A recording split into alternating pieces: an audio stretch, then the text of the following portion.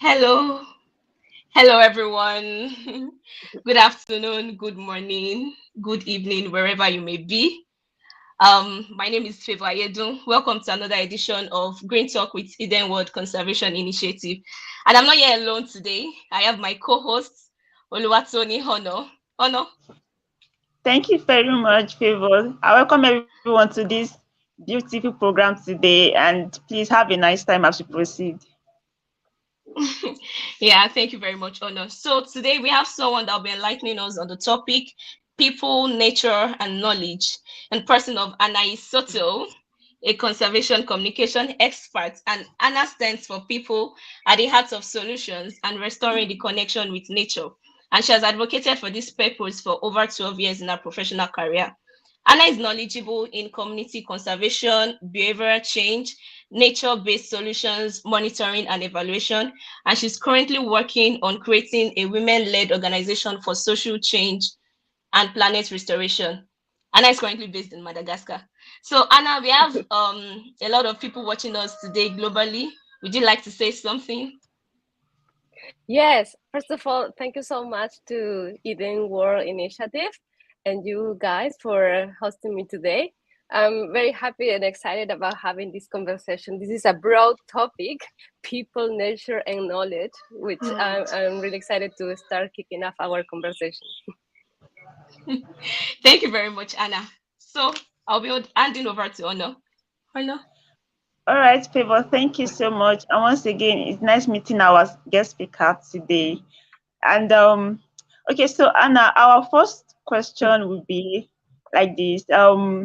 Okay, I often see people asking me about environment, nature, ecosystem. Like, what is the relationship? Want to know what is the relationship between people and nature, and how to broaden the knowledge in this direction. Well, I think that is a great question to kick off our our green talk today. Um, we tend to see people and nature as two separate entities. Like people are living here, and nature is out there, is in the landscape. But when in reality, we are talking about something that is inherent. That people depends on nature, and people is part of nature. So the dominant narrative, I guess, led us to think that they are apart. But we as humans, as living beings, are part of our great system. And I would say that our connection with nature is about dependency, stewardship, and belonging. Because of climate change and the pandemic and other major crises, including the COVID, I guess they help us to open our eyes and realize how vulnerable we are when our natural world is falling apart. And those major crises are caused by humans, by human activities, the way that we produce, the way that we consume, the way that we live right now is causing those crises. Um, we humans have been gifted with freedom, higher intelligence, willingness, but it has taken time for us to realize that our role in nature is not living off nature, is not harnessing nature, but it's about ensuring our existence by avoiding breaking the ecological balance that sustains life and the life that gives us a safe place for work, for learning, dreaming, exploring, for thriving as a global community.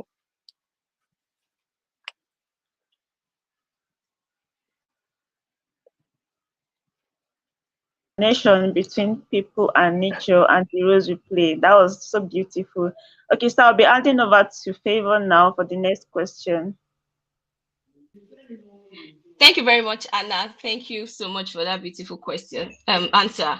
We'll be proceeding to the next question. So, Anna, sometimes last year I was opportune to participate in a conservation ocean conservation outreach, and we were able to sensitize some local people about ocean cleanup and all. So I'd like to ask you, what roles do you think people's knowledge about nature plays in taking actions towards protecting the environment? Mm. Well, I think the knowledge that we have is so determinant. Um, what we know about nature influence the way that we value nature and the way that we treat nature.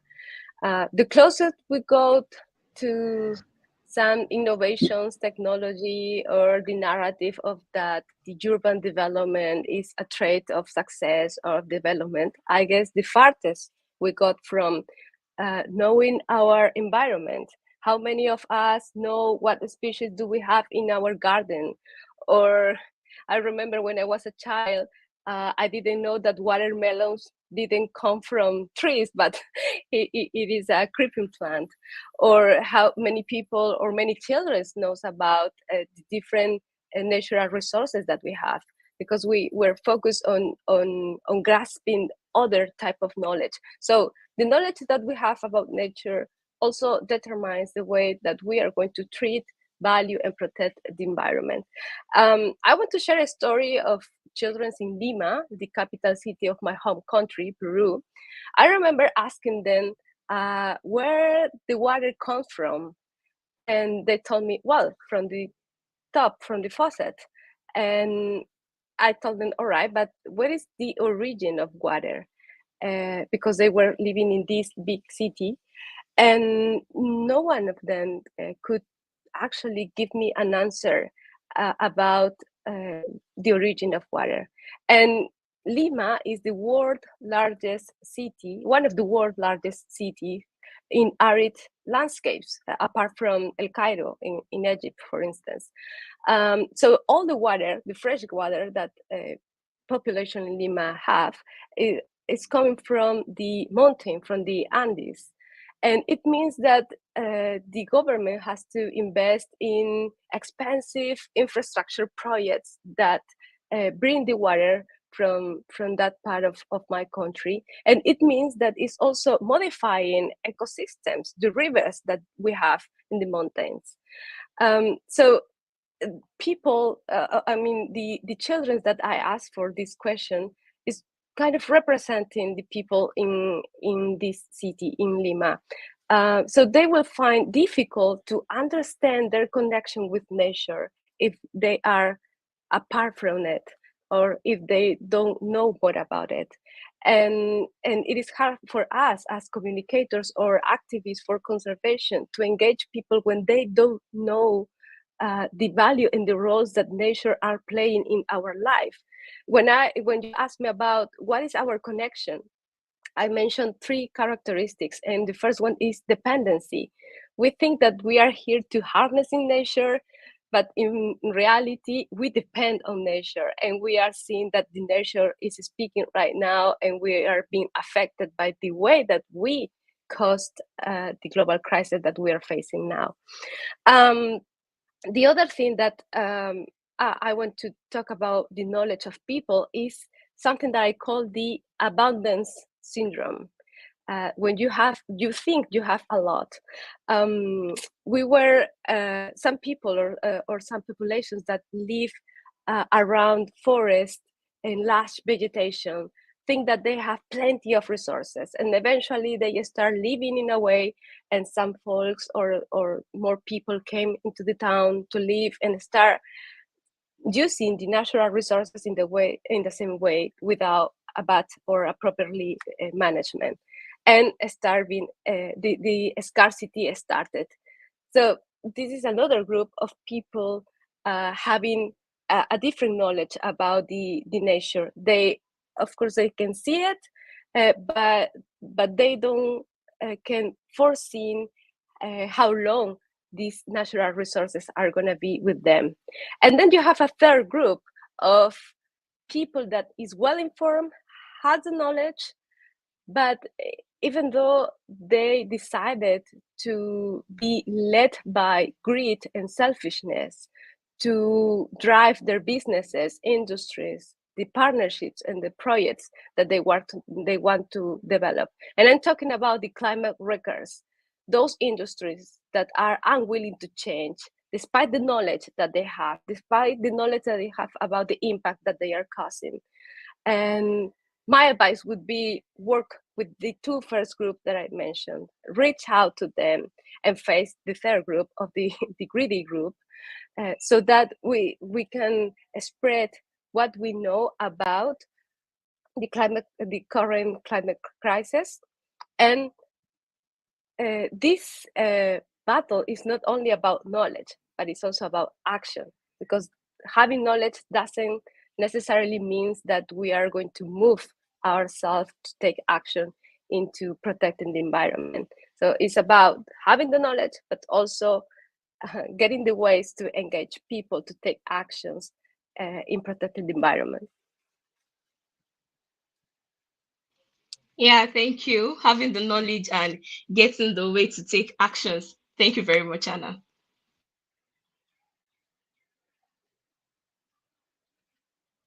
I'm sorry, Honor.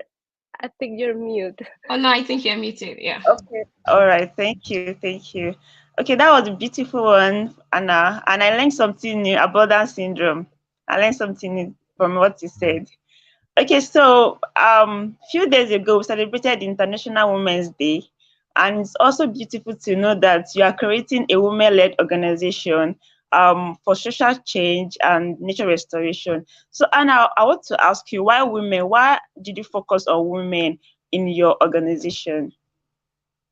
Thank you for that question. We just celebrated the International Women's Day.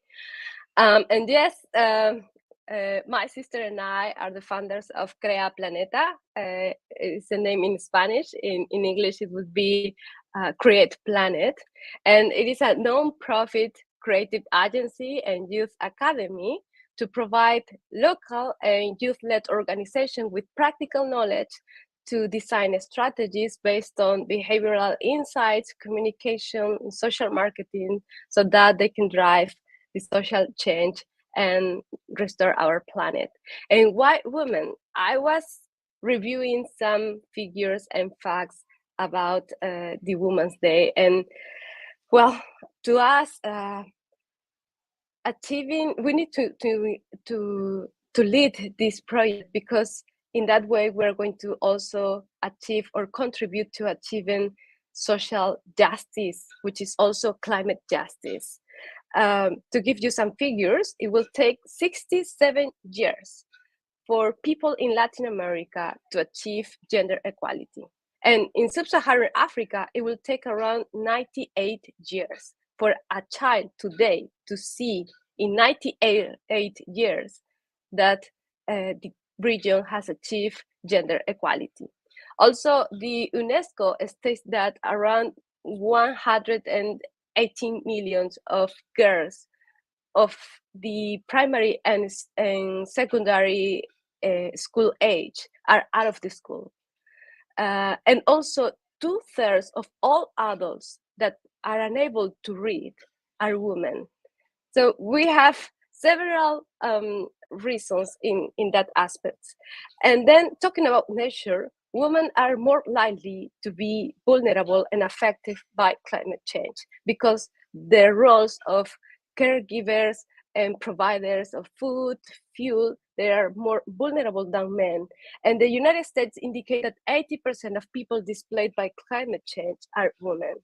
So once again, we have several reasons to engage women and to take the lead in our organizations. Even if we work harder in other institutions to try to achieve gender equality, and we have seen that probably it's not possible with them. But anyways, we kept the resilience and the determination to create our own places, so that we can put diversity, equity, and inclusions, especially for women and for other vulnerable groups, as the foundations of any endeavor that we want to do for development and conservation.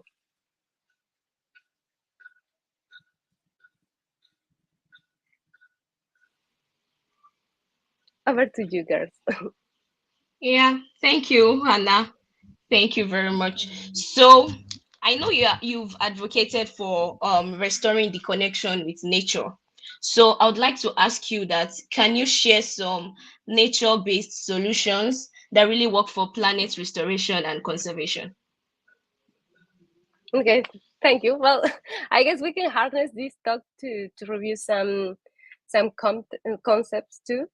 I am advocate for nature-based solution. I think it's a comprehensive framework.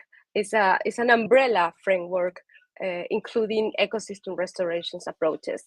I will refer to the definition established by the IUCN about nature-based solutions, which are those actions to protect, sustainably manage, and restore natural and modified ecosystems so that they can address societal challenges in a way that we get not only human well-being benefits, but also benefits for biodiversity. And for societal challenges, we mean the climate change, the disaster risk linked to climate change, the biodiversity loss, the ecosystem degradation, the food security, the water security, our human health, and the economic and social development. So those are the societal challenges that nature-based solution must address to be considered as a nature-based solution. So all of them, if they meet these standards established by the IUCN, that it has a criteria, and also lead us to get biodiversity and human well-being outcomes, can work for planet restoration. And I want to mention two of my favorite nature-based solutions. The first one is the restorations of dry forest ecosystems, because dry forests are not so attractive like the rainforests. Of course, I love the Amazonia, where I work at, and the Congo Basin. And I grew up in northern coastal cities in Peru, which is surrounded by dry forests. And a few days ago, in my city, in my region, started some heavy rainfalls that now has caused floods, and the people is already affected. It is already a climate disaster. Our cities are not prepared, and this is a climate disaster because of two reasons. The first one is the bad planning and the poor infrastructures that we have that leave us unprepared for facing this type of climate events.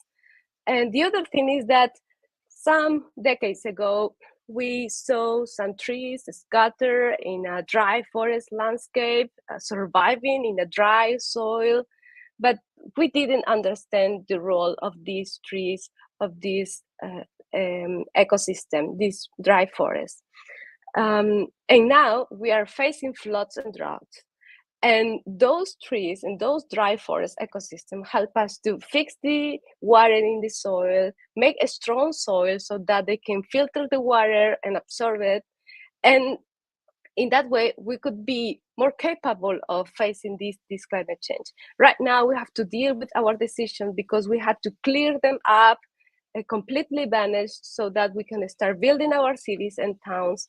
And it is the moment after this kind of events to reflect on that and learn from nature and start restoring that dry forest ecosystem so that we can prevent further damage and disasters in our regions. And probably the same is happening also in other regions with similar conditions.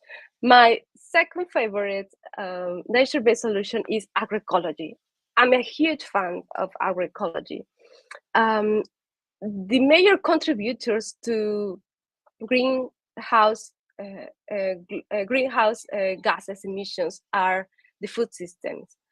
And I would say it is better to say the commercial and political system that treat our food as commodities. That is the main climate wrecker. And now we have to feed around 8 billion people, so that we need to focus on the way that we grow, produce, and transport our food. So the agroecology principles and practices have strong alignments to the IUCN standards for nature-based solutions. It prioritizes regenerative agriculture, improving soils, avoiding the use of synthetic chemical inputs, also promotes the ecosystem restoration, which also leads to biodiversity restoration, and advocates for food sovereignty.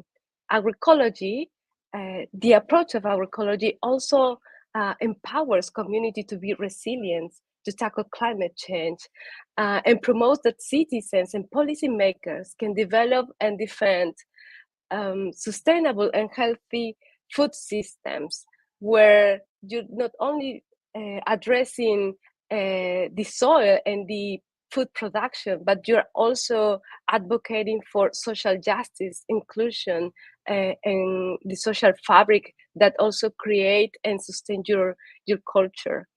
To me, those are the best nature-based solutions that I can explain. But like I said before, if we can address those societal challenges and we ensure that we are accomplishing with the standard of having human well-being and biodiversity benefits, that is a solution that can work for planet restoration. All right, thank you. That was very, very educative. Thank you so much. Okay, from the theme of our program, we are looking at people, nature, and knowledge, and you have spoken on the connection between nature and people, the roles we play in nature restoration, and the different nature-based solutions that we can incorporate. Okay, and I would like to ask, from your experience thus far, when we talk about the knowledge people have concerning nature, do you think you have successfully integrated this knowledge into nature restoration thus far? Yeah. Well, I want to highlight one point before developing the whole idea. The global crisis that we have now are human-induced. So it means that the solutions are also at the human scale.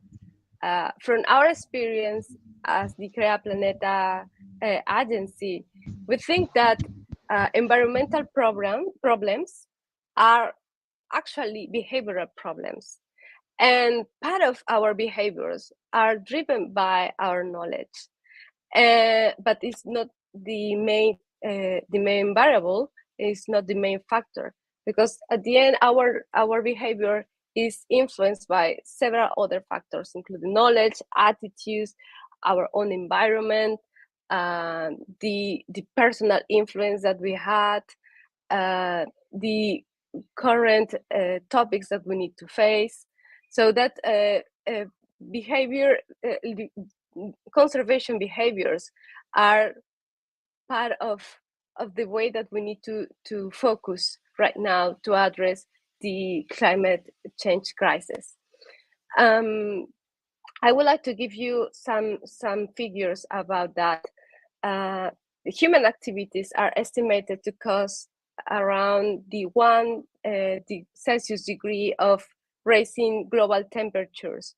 And it is because human activities. Also, nearly of 60% of the planet's surface is already highly or moderate impacted by human activities. Once again, the global biomass of wild mammals has fallen for about 70% since 1970.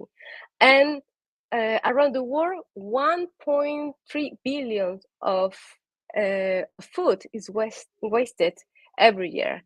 And 90% of the items that we purchased every year is discarded in less than 6 months. So I'm giving you all examples of the crisis of pollutions, the crisis of ecosystem degradation, the biodiversity loss, and even the global temperatures that we are having now are caused by human activities. So if we have identified the problems and the issues, we have also identified the solutions, which is working side by side with people. And for doing that, we need to ensure that people has access to the knowledge. And apart from having access to the knowledge, we can apply the strategies coming from communication, coming from behavioral science, coming from policy, coming from social marketing, and coming from the energy of youth and other local organizations to bring these people to take action and protecting the environment. All right, thank you so much. You mentioned a keyword there. People should have access to knowledge concerning nature and restoration. I would like to ask how can people have access to this knowledge? Is it just by searching on Google or taking courses in school, or how can we have access to knowledge on nature and ecosystem restoration? I want to share something that I experienced a few days ago with Crea Planeta. We were doing our literature review, and we realized that most of the content about climate change and behavior change applied to climate change, it is in English. And in people in Latin America, we are Spanish speakers. Well, we have also Brazil, which are Portuguese speakers. But if the knowledge that we have right now available, all the knowledge and the scientific knowledge that is gathered every day and produced every day is not accessible, so we will find difficult to access to that knowledge. So a first barrier is the language, and then I will try to answer your question, but I would like to highlight first the barriers that we have. So the first one is about language barrier, and then the type of knowledge that we are producing. Of course, the scientist work is fundamental for understanding what is happening in our world, but most of that keeps at the technical level. And we people in our normal days, we are focused on different issues apart from climate change. So if this knowledge, scientific or technical knowledge, is not being presented in a way that matters to me and in a way that is easier for me to understand, then once again I will find difficult to take action to protect nature, because I don't understand where the problems are. I can see that the weather is changing, that there are more climate linked disaster events, but I don't have the objective causes. So apart from language barrier, we have the technical presentation of the knowledge. And then I remember when I was a child, my mom told me a story from my great grandmother. She told me, "Did you smell the rain?" And I said, "The rain? Smell the rain?" And I said, "No, I saw it was a sunny day." And my mom told me, "Yes, try to smell the rain. And what does it mean?" And she told me, "It means that it will rain soon." And I said, "Oh yeah." So eventually it started raining. And I asked my mom, "Who taught you that?" And she told me her grandmother. And I realized that I don't have that knowledge. I don't have that ability to smell the rain and to prevent my family from any climate event. Well, we were living in a small town, but it was a urban landscape. But if I was in the rural landscape, knowing when it's going to rain is something vital for our food production or any other activity that we are going to do in the field. So I think another barrier for us to take action into environmental protection is not valuing the knowledge of the indigenous communities and the rural communities that are so exposed and understand very well how nature work. And the other thing that I can add is that if my grandmother was still alive today, she will find difficult to understand the climate if she rely only in her traditional knowledge, because right now we have modified the patterns of the weather and the climate, and it means that we need to bring not only the technical knowledge but also the traditional knowledge. It means that a way to break those barriers is bringing the knowledge together and break those silos. Also, another barrier is the type of education. I was checking some surveys, and it seems that people that is more aware of climate change are people with a level of high education, college, universities, or secondary education. They are more willing to take action in climate change because they are well informed. But also, I reviewed the surveys for the last Earth Day in 2022, and younger people, less than 18 years old, including people between 18 years old and 30 years, are more willing to act on climate change, on fighting against climate change, not only because of the information that they have, the knowledge, the physical knowledge, but because they are also experiencing the impacts of climate change every day. Right now, I'm with this sunny day with around 38 Celsius degrees. So people that have been living here in Madagascar, where I live now, can realize that the temperatures are not the same, that the patterns of the rains are not the same. So we can spread the knowledge of that we need to take action by also having living experiences that we can invite to reflections. We can start using these daily events like the weather and rainfalls in Chiclayo, in my city in Peru, or like this hot day in Madagascar, in Marancetra region, to start inviting people and think what we can do to change these patterns, or how our human activities are leading to us to face this challenge. And the way to break those barriers is bringing people together and bringing their knowledge, the different type of knowledge they have, together too.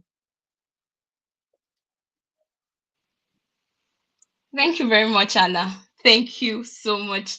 I would say we are so lucky to have you here today, and you told us the major connection between people and nature is knowledge. They have to be well informed. And I love the barrier you mentioned the other time, language and education. Yeah. So I would like to ask you lastly before we close for today, that any other thing you'd like to add up, the way we can overcome all these barriers majorly, and any other thing from you generally. Thank you, Favor. Well, first of all, I don't want to miss on the opportunity to congratulate IDIN World Initiative. I know that the work that you are doing is not also worthy because of protecting environment, but it's also worthy because you are showing that everyone in every place in the world has the responsibility and the power to help restore the planet. I believe in youth action, and I believe in woman-led action too. And to me, it's great that you are spreading not only knowledge but also inspiring stories for all of us that are watching this interview right now. And one last thing that I want to share is that there are many tools that we can use for restoring our planet. There are many approaches that we can use, but the most powerful is our willingness.